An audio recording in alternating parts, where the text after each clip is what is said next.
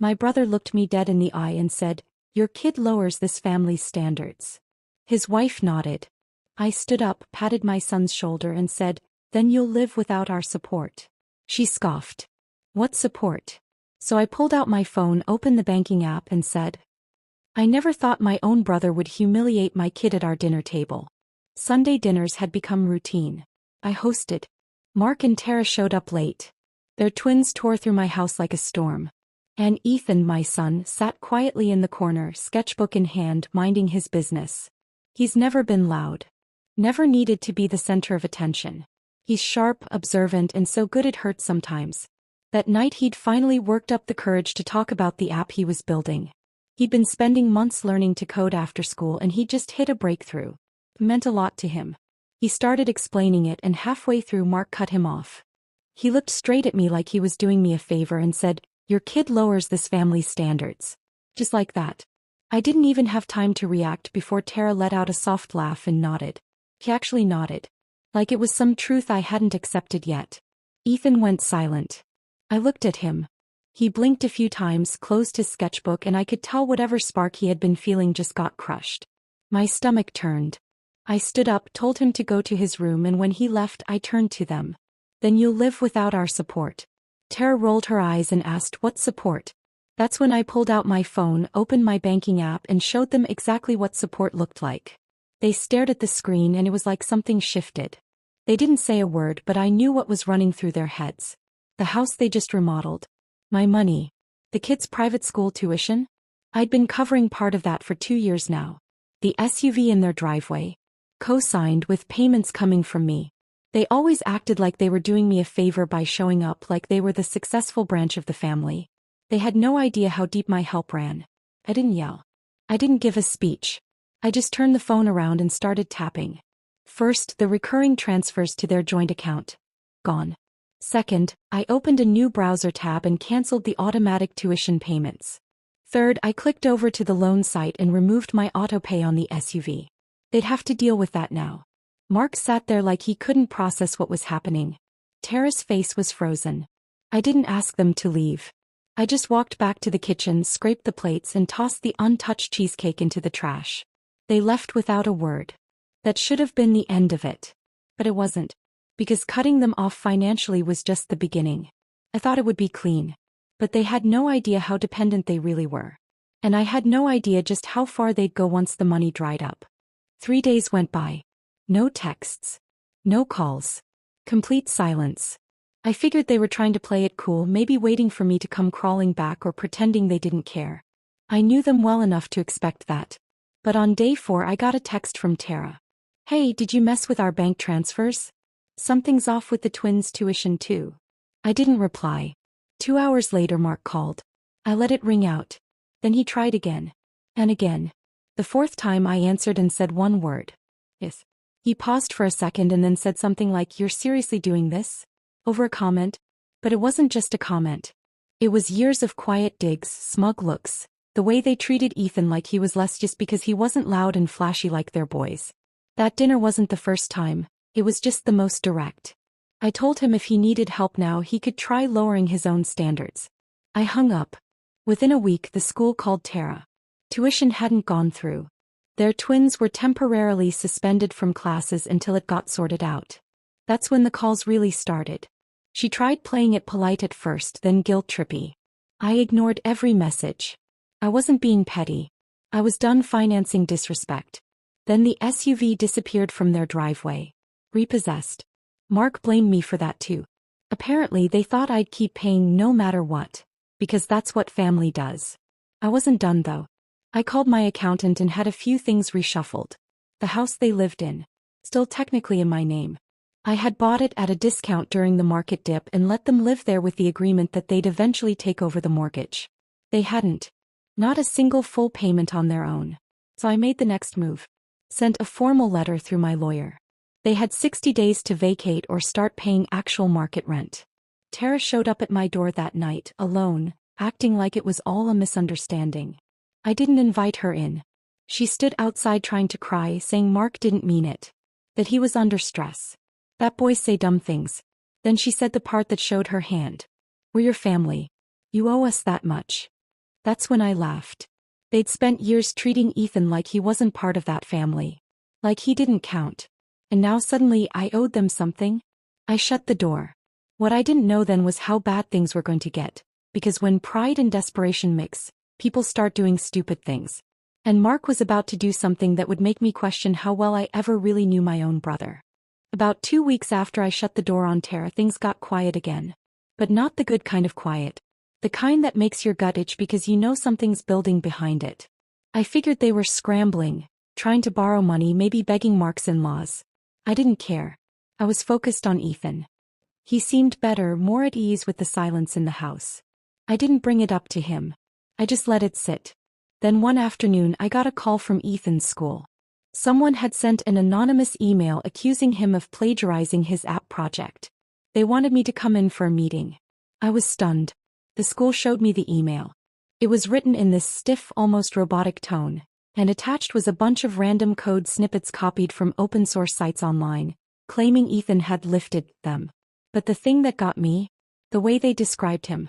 They called him socially stunted, said he lacks the leadership and moral character of a future developer. It was too personal to be random. I kept my cool during the meeting, then drove straight home and started digging. And sure enough, it didn't take long. The email was sent from a dummy Gmail account, but the recovery phone number linked to it? It was Tara's. I sat there just staring at my screen, not angry, numb. I couldn't believe they'd drag Ethan into it like that. It wasn't about the money anymore. This was character assassination. Of a 16-year-old. My son. I didn't call them. I didn't send a message. I went to my lawyer. The next day we filed a formal cease and desist for defamation and harassment. It included the school incident, the housing agreement violations, and a warning. One more step over the line and we'd go to court. But it didn't stop there.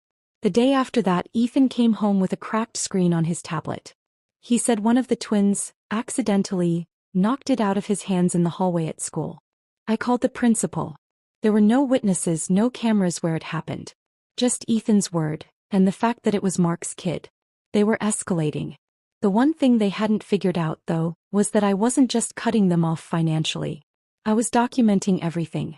Every missed payment, every message, every incident. Because I knew something they didn't. This wasn't going to end with a family apology or a sit-down. This was war. I didn't expect things to spiral as fast as they did. But looking back, maybe I should have. After the school incident with Ethan's tablet, I was done playing nice. I filed a police report. Not because I expected handcuffs or headlines, but because I wanted it on record. The message was simple. If they were going to come for my son, there'd be consequences. The next step was legal. My lawyer filed formal eviction papers. Not a threat, not a warning, official action. The house was in my name. I had let them live there under a loose agreement that they'd eventually buy it off me, but they never did.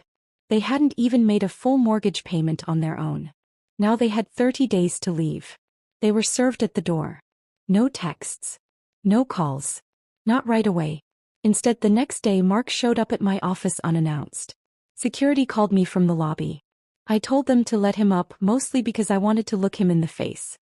He came in looking like someone I barely recognized. Dark circles under his eyes, suit wrinkled, tie loose like he hadn't bothered to finish getting dressed. He didn't sit. Just stood there trying to figure out how to start. He said I was going too far. Said we were family. Said Ethan was just being sensitive. I didn't say much at all.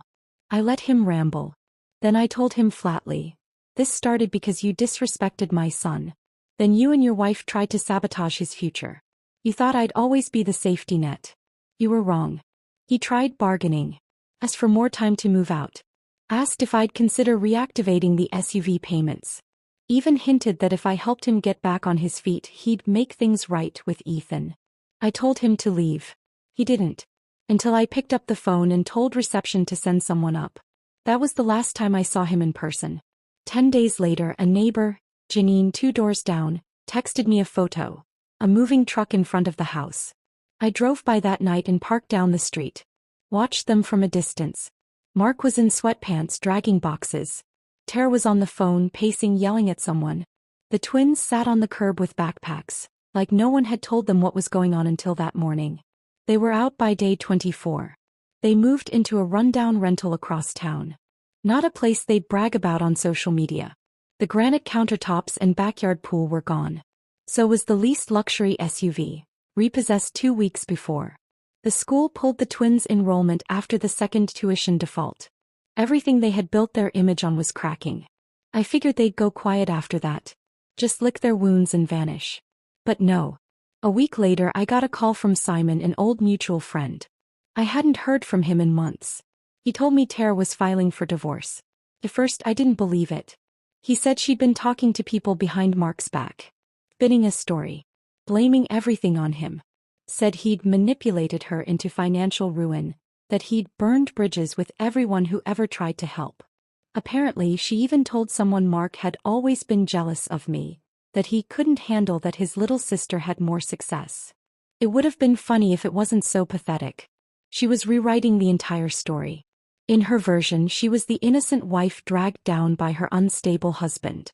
She left out the part where she laughed while he insulted my kid. Left out the fake email she sent to Ethan's school. Left out how her twins physically harassed mine.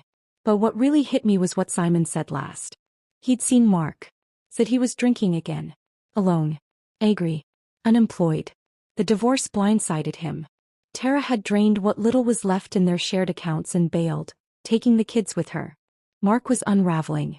This man, who once stood in my house in front of my son and said he lowers our family standards, was now living in a one-bedroom apartment he couldn't afford, drinking through the afternoons and watching his entire life disintegrate in real time.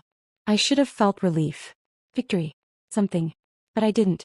Because I wasn't finished yet. Not until Ethan got the apology he deserved. A month passed. No more calls. No emails. It was almost eerie how quiet things got. Ethan was doing better. Focused again. The school cleared him after investigating the fake plagiarism claim. Turns out one of his teachers already knew he'd built the app from scratch. She'd seen the early sketches and code. They apologized privately and quietly removed the whole thing from his record. No apology from Tara, of course. Or Mark. That was never going to come on its own. But I wasn't just sitting around waiting. I kept tabs quietly. I had to know if they were going to pull something else. At first it was small stuff. Tara telling people I kicked them out over a misunderstanding, trying to rewrite everything. Mark mostly disappeared. Off social media, off the radar. Until one of his old coworkers, Travis, reached out to me. He didn't want anything. He just wanted to talk. Said he quit their firm 3 months earlier and he figured I should know something. Mark had been using company money. Not huge amounts, not enough to set off red flags right away. But steady. Personal expenses tucked into client budgets. A couple international flight upgrades billed as strategy meetings. Some unapproved software licenses. Thousands. Maybe tens of thousands. And guess what? When the firm finally did a full audit after he left, they found it all. He didn't leave. He was fired. Quietly. They let him resign to avoid legal drama. That's why he'd shown up at my office that day like he'd aged 10 years. He already knew it was over. That SUV I stopped paying for? It was covering his image. The house. I wasn't saving them. I was the only thing keeping him from going under. It got worse. Tara had already known about the fraud. She'd found out before I even cut them off. But instead of doing anything, she used it. That's why she turned on him so quickly. Her divorce filing wasn't emotional, it was strategic. She filed first to protect herself legally, made herself the victim, and made sure every trace of his shady accounting pointed to him alone. Mark was done. Completely. That weekend I got another text, this one from an unknown number. Just one line. He's living in his car. I didn't respond. I didn't need to. I knew it was real when Simon confirmed it later that week. Said Mark was sleeping behind an old gym downtown trying to keep a low profile. He still hadn't told most of his friends what actually happened. Most of them still thought I had turned on him for no reason. So I made a choice. I wrote it all down. Every transfer. Every payment. Every legal document. Every tuition receipt. Every loan I co-signed. I printed copies. Added a written timeline. And I sent it anonymously to the handful of people he'd been feeding lies to for years. Relatives, friends, even a few former coworkers. No commentary. Just facts. I wasn't interested in revenge anymore. I wanted truth. Because Ethan deserved that. A week later I heard from my Aunt Carol. She'd gotten one of the envelopes. She said, I had no idea. I'm sorry. For what he said. For what we believed. One by one people stopped calling him. But the real ending didn't come until. It was a Thursday evening. Quiet. Ethan was in his room working on a new version of his app. I was in the kitchen halfway through prepping dinner when I heard the knock. Not the doorbell. A knock. I opened it and standing there was Caleb, Mark's older twin. 17 now. Taller than I remembered. Hoodie. Backpack slung over one shoulder. No car. I didn't say anything at first. I just waited. He looked nervous but he didn't stall. I just need to talk to you. About my dad. About everything. I let him in. He didn't waste time. Said his mom had moved them into some townhouse upstate with her new boyfriend. Some guy she met during the divorce. She was already talking about getting remarried. Mark. He hadn't seen him in almost 2 months. Said the last time he did, Mark looked like he hadn't showered in days. He'd been sleeping in his car, barely speaking, drinking constantly, blaming everyone but himself. Caleb said he didn't come for sympathy. He came for clarity. He wanted to know if what he'd been hearing was true. About the money, the fraud, the eviction. About how I had paid for everything they used to pretend was theirs. So I told him. All of it. I kept it simple. No bitterness. No gloating. I told him the truth, what I paid, why I stopped, what Mark and Tara did to Ethan. I told him about the email. The tablet. The comments. He just sat there and listened. Then he said something I didn't expect. He always hated that you were the one people respected. Not envied. Respected. He said it wasn't about money for Mark. It was pride. That I'd been the one holding things together and Mark couldn't handle that, especially when he started slipping. He said Mark would always make jokes behind my back, about how I was just lucky, or too soft to survive in the real world. But deep down he knew the truth. I asked Caleb why he was telling me this now. He said he didn't want to turn out like him. Said he didn't want to become another adult who blamed everyone else for his own failures. Then he said something else. I wanted to say sorry. For what he said. And for laughing at Ethan. I knew it was wrong. I just didn't say anything. That hit harder than anything. I called Ethan downstairs. Caleb apologized again. Sincerely. They stood there for a moment, both unsure what to do. Then Ethan gave a small nod and said, It's fine. And that was it. They went into the living room and started talking. About apps. About school. About coding. It was the first time I saw the bridge begin to rebuild. On its own without me forcing it. Caleb didn't stay long. Just a couple hours. But before he left he asked if he could visit sometimes. Said he didn't have anywhere else he really felt comfortable right now. I said yes. After he left I sat down and looked at the house. Quiet. Warm. Safe. Not because I won something. But because I protected it. Because I stopped letting people in who thought they could hurt us without consequence. Mark was gone. Tara had moved on. But the truth stayed. And so did the people who mattered.